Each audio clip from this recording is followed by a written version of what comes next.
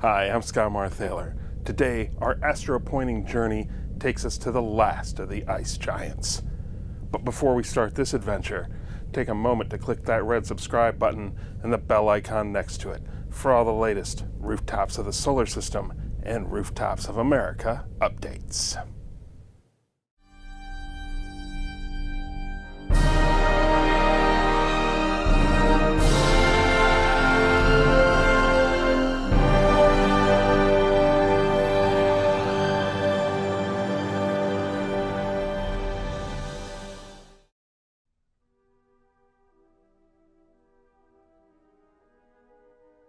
Neptune meant there were others waiting to be found. Neptune is an enigma, perhaps the least understood planet in our solar system. This cold, windy world is so far out, it is the only major planet not visible to the naked eye in any way, shape, or form. Our eyes can only perceive up to the 6th magnitude. Neptune has a brightness at the 8th magnitude. This ice giant is 30 times farther out from the Sun than Earth is. On average, it orbits about 2.8 billion miles away from our star, taking 165 years to make one trip around it. That's almost twice as long as Uranus's orbit. To put this in some perspective, it wasn't until 2011 when it completed its first orbit since its discovery. This long journey around the Sun makes studying Neptune a bit difficult. Neptune has a tilt of about 28 degrees, similar to what we have here on Earth, so Neptune has seasons. Except while a season on Earth lasts about 3 months, on Neptune, they last about half a human lifespan, 41 years.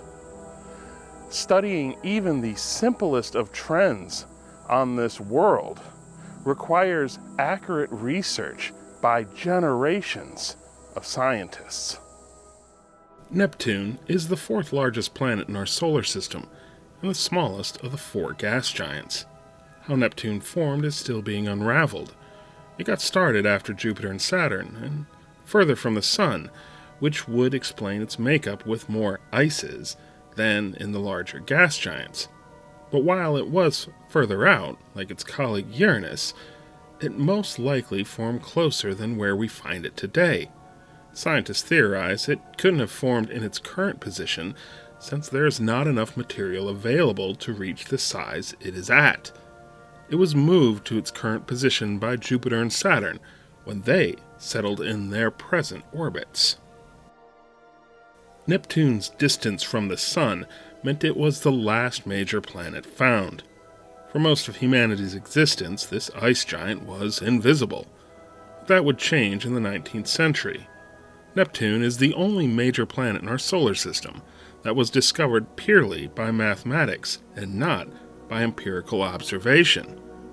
Its discovery would be one of the major scientific achievements of the 19th century and extend the boundaries of our solar system. The first inkling that there may be something more out there came in 1821. Alexis Bouvard, a French astronomer, was studying the orbit of Uranus, itself only having been discovered 50 years prior. He noted that there was some irregularities in Uranus's orbit. Its calculated orbit didn't match up with its observed orbit. And it couldn't be explained by Newton's law of gravity, unless there was something else out there influencing it, say, another planet. The irregularities Bouvard had observed were Uranus being sped up in its orbit or slowed down based on its relation to Neptune's position. He died before he could confirm his hypothesis of an 8th planet, but his work was picked up by a student of his, Urbain Le Verrier, and also an Englishman named John Couch Adams. The race was on, so to speak, to see who would be the first to discover, say, this new world. Adams started his work in 1843, Le Verrier 2 years later, in 1845. Both men would use a technique known as celestial mechanics, basically the study of motion of celestial bodies on the basis of the laws of gravity. This meant they were able to mathematically calculate the position of the object without actually having to see it. Surprisingly, though, the first glimpse of Neptune may have happened over 2 centuries before by the great astronomer Galileo in 1612. He documented it but chalked it up to being a dim star, thrown off by the slow movement. Galileo wasn't the only one who spied this distant object without knowing what it was. Jérôme Lalande, a French astronomer, observed it in 1795, and John Herschel, the son of William Herschel, whom had discovered Uranus, spotted it in 1830. Both Adams and Leverrier would arrive at similar calculations on where this planet should be. Adams, though, was ignored by the British astronomy community and wasn't able to get the necessary telescope time to prove his findings. Leverrier didn't actually fare much better with his own countrymen, ignored by an apathetic French astronomy community. The difference was Leverrier was able to convince the Germans at the Berlin Observatory to give it a look. Just after midnight on September 23rd, 1846, Johann Galle and his assistant, Heinrich Louis d'Arrest, were able to locate Neptune's position, just 1 degree off from where Leverrier calculated it would be. Triton would be discovered soon after, just 17 days later, by William Lassell, one of the 19th century's great amateur astronomers. None of the other moons around Neptune would be known about until the 20th century. In fact, Triton wouldn't even get its own name for over 100 years until Gerard Kuiper discovered Neptune's second moon, Nereid. The discovery of Neptune would once again expand our solar system. It was the second planet discovered in recorded history, and it was thought to prove Newtonian celestial mechanics. It didn't, but that is another story. But further discoveries about this new planet would be few and far between. Neptune was just too far away and orbiting just too slow to be able to determine anything but the basics about it. Adams and Leverrier had both calculated its mass during their hunt for the planet, and once they had found it, astronomers were able to note its size and similarities to Uranus. Beyond that, it was just a pale blue disk far away. Neptune also seemed to have rings.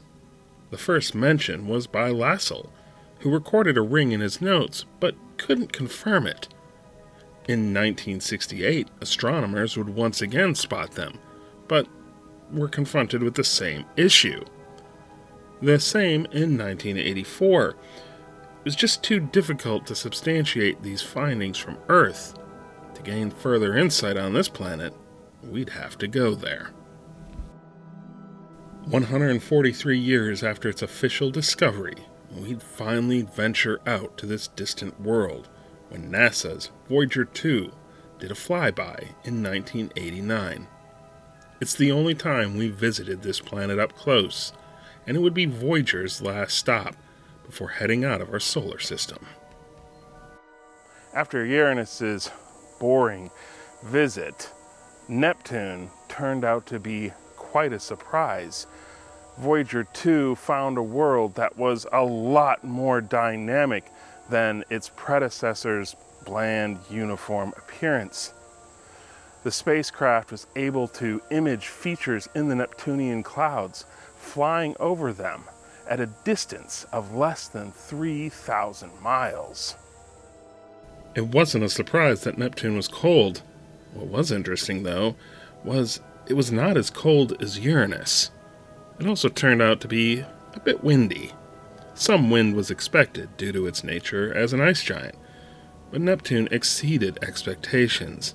It was incredibly windy, Neptune has the fastest winds yet discovered on a planet, clocking in well over 1,000 miles per hour. It was Voyager 2 that first imaged the great dark spot of Neptune, a massive storm with winds whipping along at 1,500 miles per hour. That's almost twice the speed of sound. It was quickly compared to Jupiter's Great Red Spot, but unlike that storm, which has lasted for hundreds of years since we started observing it, the Great Dark Spot would be a bit more ephemeral. When Hubble Space Telescope imaged Neptune several years later, the Great Dark Spot had disappeared.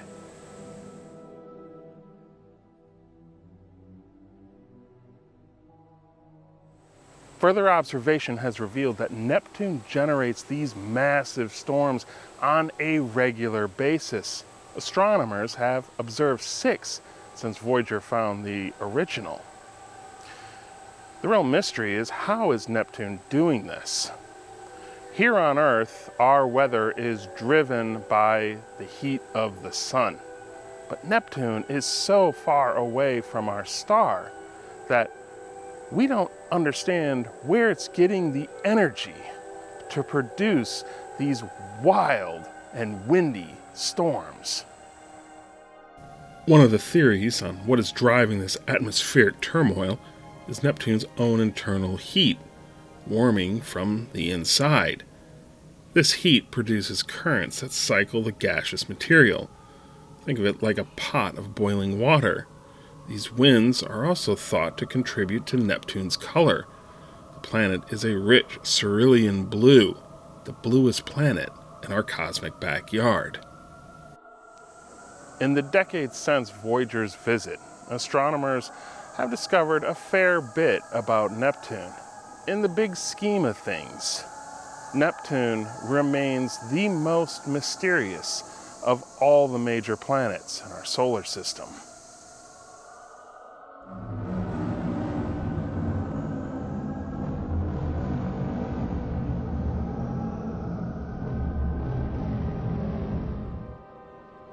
Voyager confirmed the rings scientists thought they had spotted earlier, and revealed 5 of them. They were dark and varied in density, which explained why they had been so hard to spot from Earth. They would turn out to be different from the rings observed at Saturn and Uranus, more akin to Jupiter's. Unlike its peers, they are much closer to the ice giant. The nearest is Skye at only 26,000 miles. The most distant is Adams at 39,100 miles. Neptune's rings are thought to be rather young, created by the destruction of one or more of Neptune's teeny moons. It's also thought that these rings aren't going to be around very long, that in a few million years they will have disappeared, collapsing into the ice giant itself. Basically gone in the blink of an eye, at least on the cosmic timescale. Neptune's outer ring, the Adams ring, is perhaps the most intriguing. It is the home of Neptune's arcs, weird clumps of dust that seem to defy the laws of motion. There are 4 of these arcs, and instead of the material spreading out, they have stayed clumped together, a phenomena that we haven't seen in other ring systems. It's suspected the key to their stability is Galatea, one of Neptune's inner moons. Any discussion of Neptune's moons has to start with the proverbial elephant in the room, so to speak, and that is Triton. Now, we have seen a fair degree of variation in the systems of satellites that have been orbiting the planets along our astro-pointing journey. But Neptune's really is in a class by itself. One way to think of it is that it's a crime scene, and the culprit is still there. But before we really get into Triton, let's take a quick little overview of Neptune's moons. Neptune currently has 14 moons, ranging in size from teeny hippocamp to massive Triton. They can be divided up into 2 main groups, the regular moons and the irregular moons. All of them, with one exception, are on the small side. In addition, most of them have only been discovered in the last few decades, with Voyager 2 discovering 6 of them during its flyby. One of the critical things to understand about Neptune's current system of moons is that this wasn't the original crew, and that original crew was vastly different than what's here at present. It's reasonable to speculate that originally Neptune probably had a system of moons most like Uranus. When Triton was captured, it disrupted the balance and set the original satellites on a path to destruction. It's theorized that most of the inner moons of Neptune are the result of accretion of the leftover debris, a faded copy built on the ruins of their predecessors. The system of satellites that remains is one of extremes, with odd orbits, misshapen sizes, and undiscovered landscapes. In both the regular and irregular moons, there are satellites that set a new definition of just what a moon is. One example is tiny Neso. This small irregular moon has an epic orbit unlike any other. One trip around Neptune doesn't just take years, but decades. Neso requires 27 years for just one lap around the ice giant. This moon has the furthest orbit around its planet we've yet discovered. Neptune's regular moons have some quirks too. At first glance, they appear like satellites around other gas giants in our solar system, with the exception that they are significantly smaller, none of them even cracking the top 20 in size. A closer look reveals their extreme nature, as a majority of them are all on a path to destruction. With the exception of Proteus and its companion Hippocamp, the smallest and newest discovered moon around Neptune, the remainder of the inner moons are all on the road to ruin, their orbits traveling faster than what Neptune rotates, meaning they are spiraling into the ice giant, and at some point will exceed the Roche limit, and Neptune's gravity will tear them apart. But for us, that's a long ways away, and we have more immediate pressing concerns, like getting down to the surface and starting our astro-pointing adventure.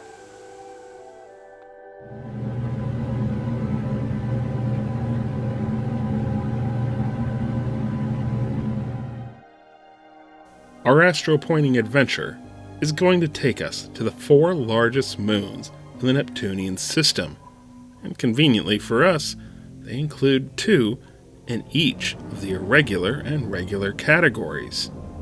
Our first stop is the king of the Neptunian satellites.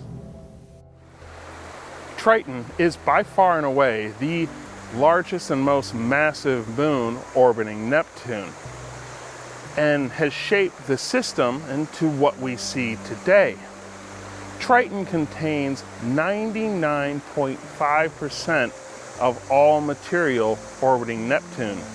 That's sort of comparable to the amount of material our sun has in the solar system compared to everything else. Triton is the 7th largest moon in our cosmic corner, with a diameter of 1,682 miles. Along with that, it is the smallest of the major moons, that is, moons with a diameter greater than 1,500 miles.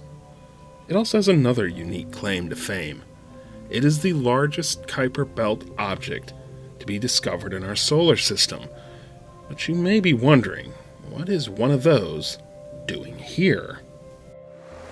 That's because Triton is an interloper. I mentioned before that one way to think of Neptune's system of moons is as a crime scene, and the culprit was still there. Well, that culprit was Triton. It barged into the neighborhood and wrecked everything. But how do we know this? Well, there are some clues, Triton itself being the biggest. It is just too massive to have originated around Neptune. The other big piece of evidence is that Triton acts differently than a majority of its counterparts, the most noticeable difference being its orbit. Triton tracks an odd orbit around its captor. It is almost perfectly circular, and it is retrograde, meaning it orbits in the opposite direction than Neptune rotates. It's the only major moon in our solar system with this feature. Both of those clues are indicators that this moon is from someplace else. The most logical place is the Kuiper belt.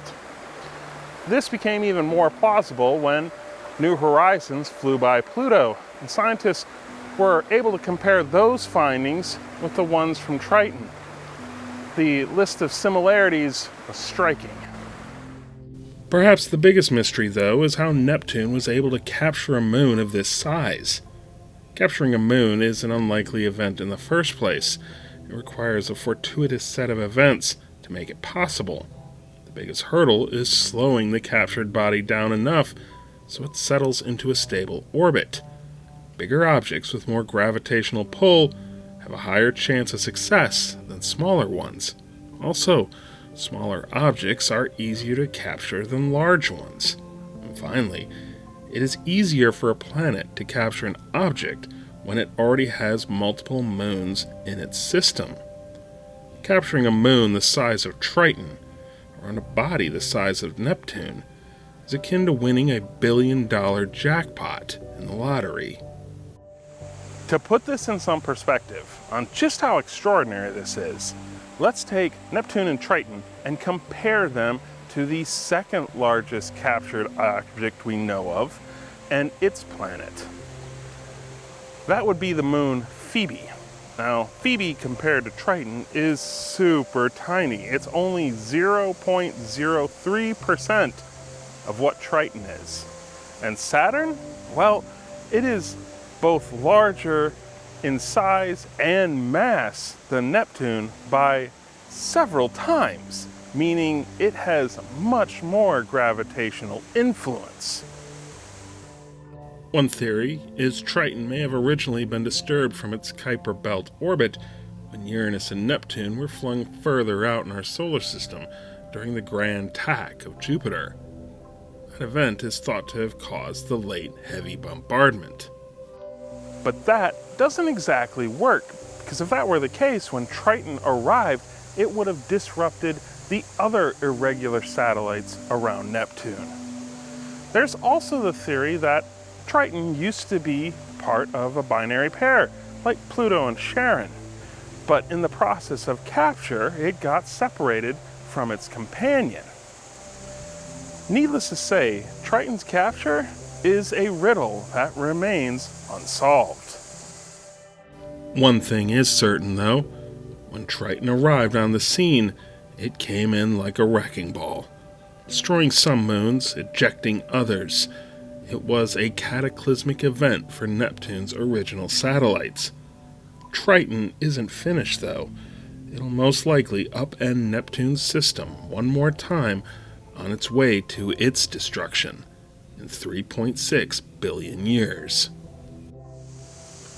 Even without all that drama, Triton is an amazing place. It was the first Kuiper belt object we ever got to see up close. As a moon, it is dynamic with a rocky core and icy surface, and it stands out from its peers because, hey, it's got an atmosphere. But perhaps the most intriguing thing about Triton is its geysers.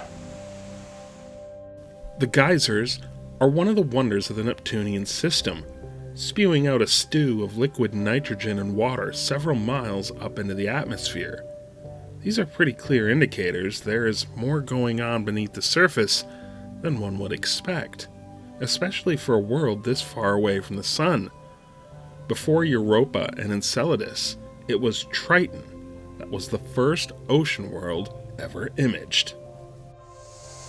The big question is, how is this happening?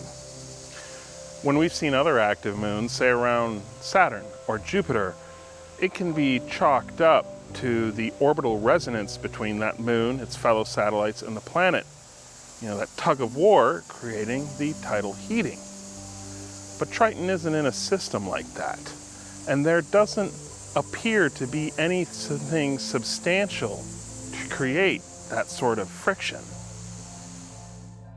One theory is the tidal heating is created by Triton's retrograde orbit. As it slowly spirals in, Neptune's gravity continues to affect Triton's core. Unfortunately, all that core activity doesn't bode well for prospective astropointers. But more on that in a bit. Now, it's time to get down to the surface.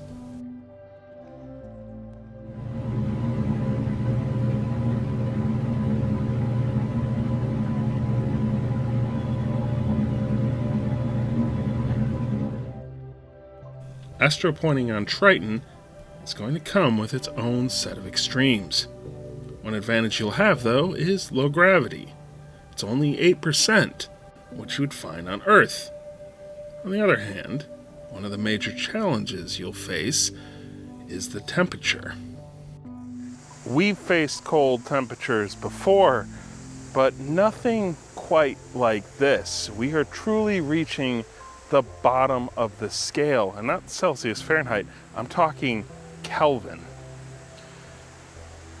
In fact, I don't even think the word cold does it justice, because we're only 68 degrees above absolute zero.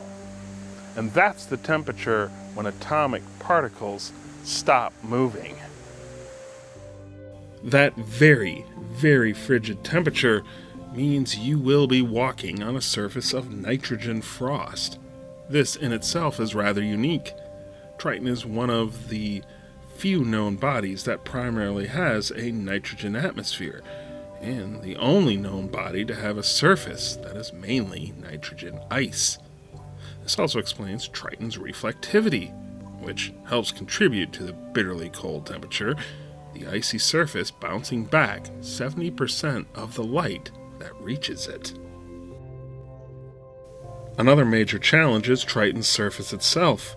It is remarkably fresh and new, most likely because of the material being spewed forth powdering it. It doesn't have much in the way of crater impacts, or if it did, they have slowly dissipated over time. This new surface doesn't bode well for astropointers, though, because Triton appears to be, well, a very flat world. Despite this geological activity that it has, it doesn't seem to have yielded much in the way of vertical relief, either positive or negative. There's no major mountainous areas, there's no deep basins. It's just sort of uniformly flat. Ambitious astropointers will still find a few areas that are worth checking out. The first place to check out is one of Triton's unique surfaces.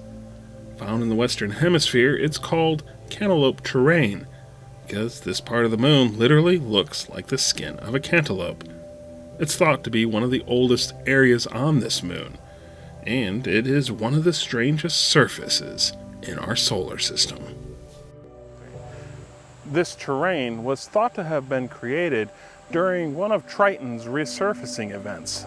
The remains of these depressions resemble what's known as diaper.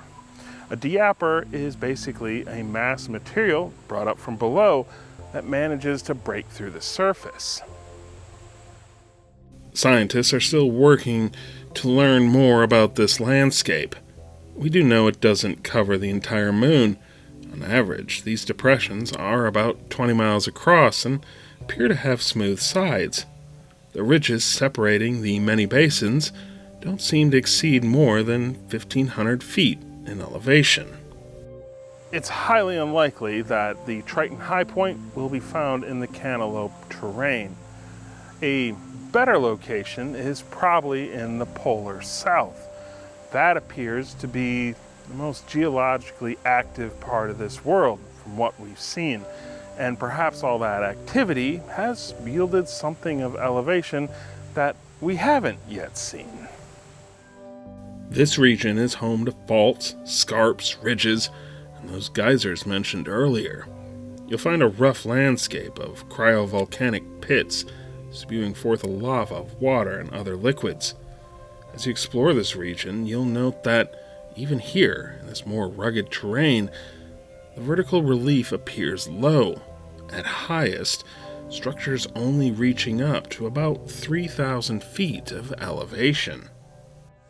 Scientists suspect this is due to Triton's internal heating and the low strength of the ices covering the surface. Plus, there's also the quality of the images. Astronomers aren't able to make any definite declarations. They can only make generalizations of what they see on the surface. Unfortunately for astropointers, currently no significant individual high point has been determined for Triton. Perhaps in the future we'll be able to get a full, close-up view of all of Triton and a better understanding of its topography. But in the meantime, it's time to move on to our other irregular moon.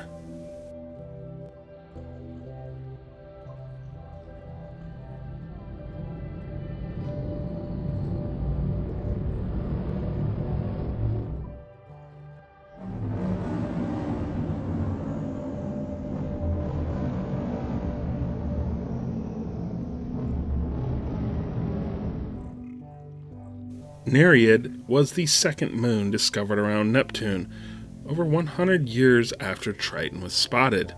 It'd be the last moon discovered before the arrival of Voyager 2. Size-wise, it is the third largest of the Neptunian satellites, with a diameter of 210 miles. It has its own peculiarity, having the most eccentric orbit of any moon discovered in our solar system.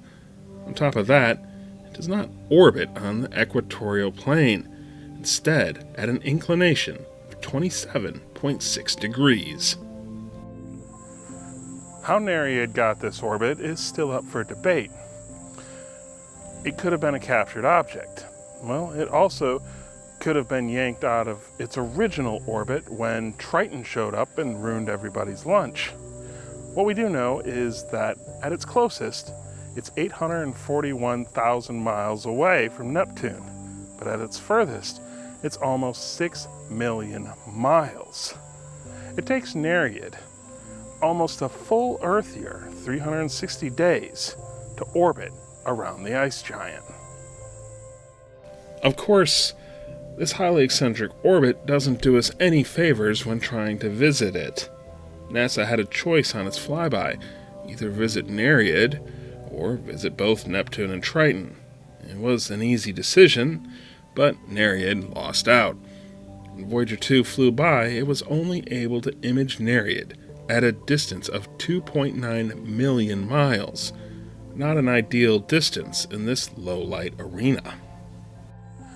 Voyager 2's cameras were optimized to work best on its primary targets for its mission, and that meant Jupiter and Saturn.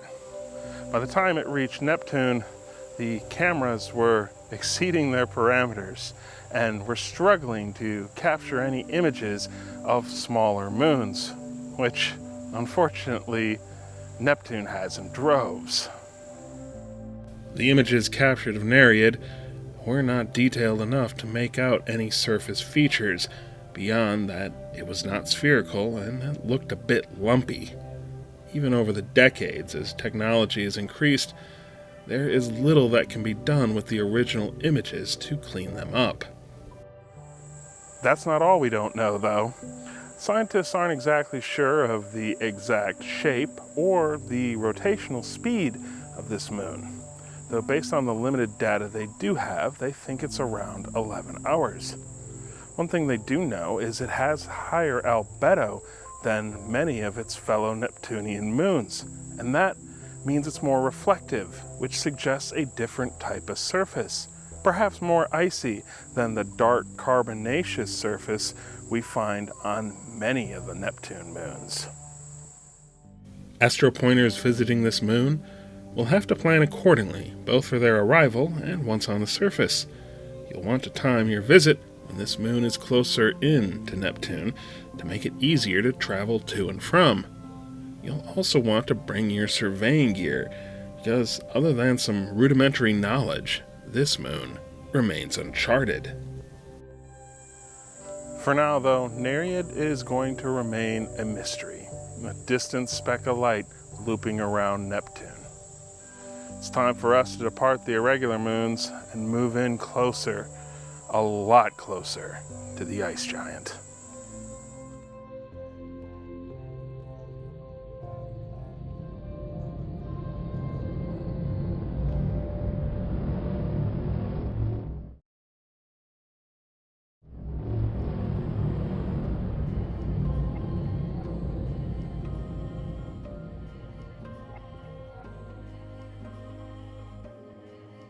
Our first regular inner moon is Larissa.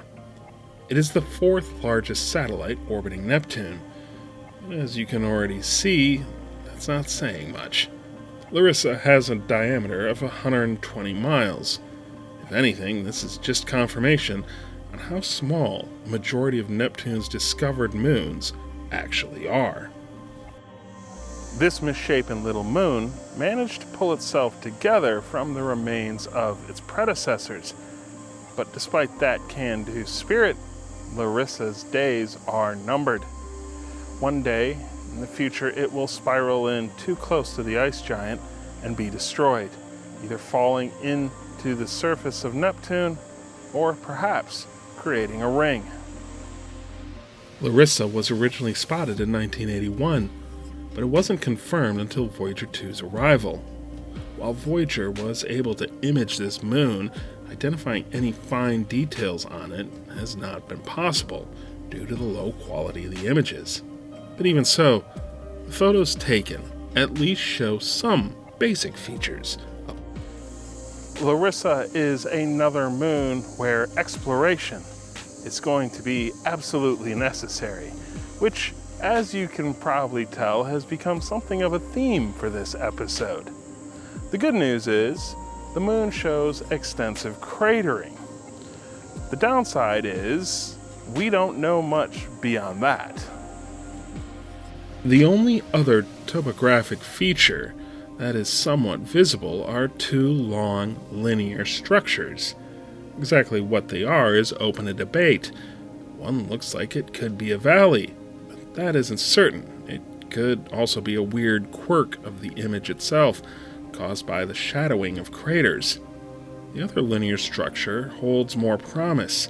It appears to be a ridge, about 60 miles in length, something any prospective astropointer will want to check out. Beyond that, though, the rest of Larissa is a mystery. One thing you will have, once you do determine the high point, is an up-close view of Neptune and the inner moons. This will be the closest you'll get to the ice giant, at least on this adventure, with the cloud tops just over 30,000 miles away. Now it's time for us to pack up and visit our final stop in this weird system of satellites, the dark moon of Proteus.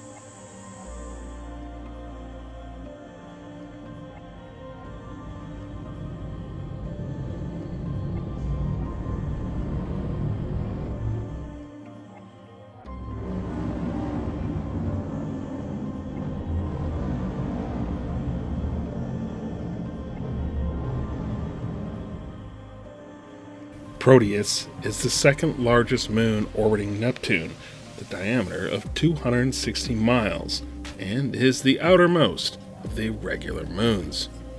While it may be the second largest moon in the system, it's still small in the big scheme of things.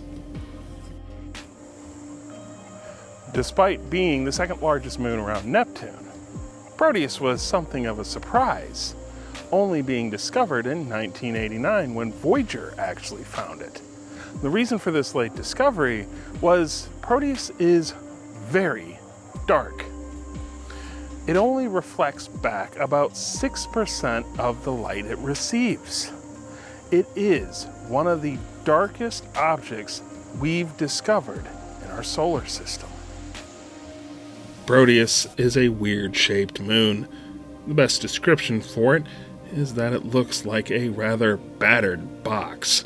Perhaps it is an even more extreme version of Miranda, based on how it managed to assemble itself from the debris of its predecessors. Compared to its colleagues, though, Proteus almost seems normal. It has a stable orbit along the equatorial plane of Neptune, making one rotation every 27 hours. A closer look reveals that Proteus has another extreme element to it besides its dark coloration. Proteus is the largest irregular shaped body we know of in our solar system. It's actually larger than Mimas, Saturn's smallest regular moon, and the smallest body we know of that's managed to round itself through self-gravitation. But if Proteus is larger than Mimas, then why isn't it round? Well, Proteus appears to be at the other end of that limit, right at the very threshold of how massive an object can be without pulling itself gravitationally into a sphere. Why it hasn't is yet another mystery to be solved. Proteus was the only other Neptunian moon Voyager 2 got a decent look at, though you'd be hard-pressed to tell from the images captured, Proteus's dark nature working against it. Despite these limitations, there was enough detail to make a case that Proteus has high point potential.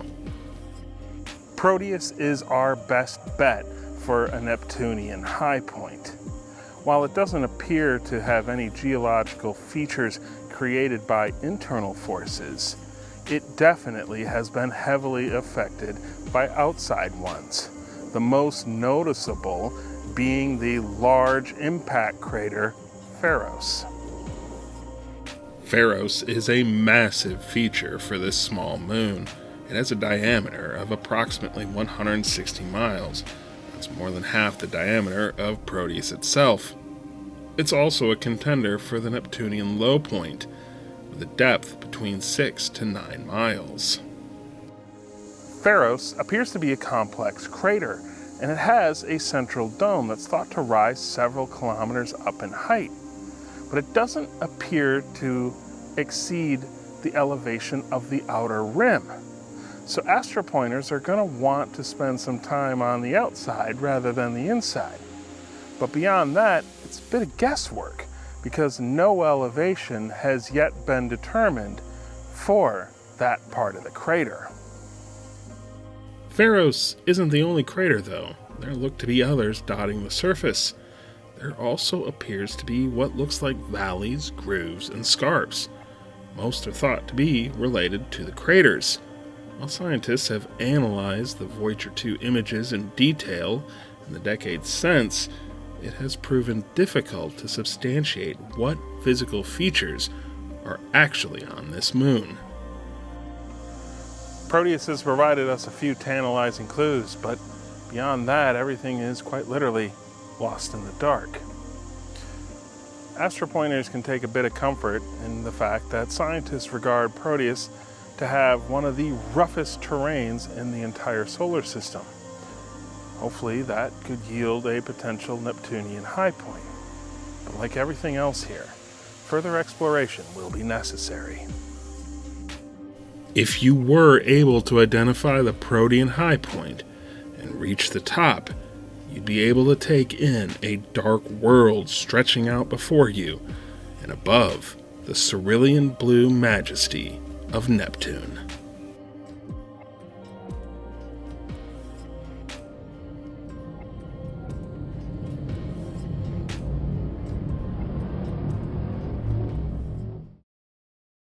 Our astro-pointing adventure in this system has proven inconclusive, and this ice giant and its moons shall keep their secrets for another day.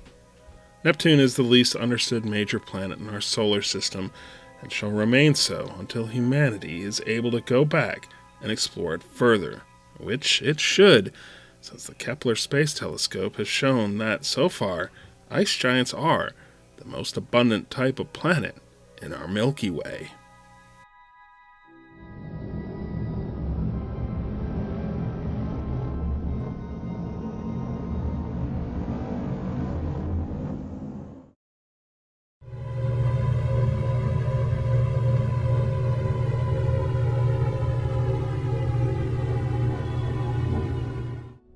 With our visit to Neptune now concluded, we have finished our tour of the major planets. We've also wrapped up our list of the 10 largest moons in our solar system. But our adventure isn't finished. In fact, we're going to go even further out, to a domain where discoveries are happening all the time, the Kuiper Belt. I'm Skye Marthaler. Thanks for joining me on this episode of Rooftops of the Solar System. Before you go, leave a comment and click those like and subscribe buttons below, and I'll see you soon.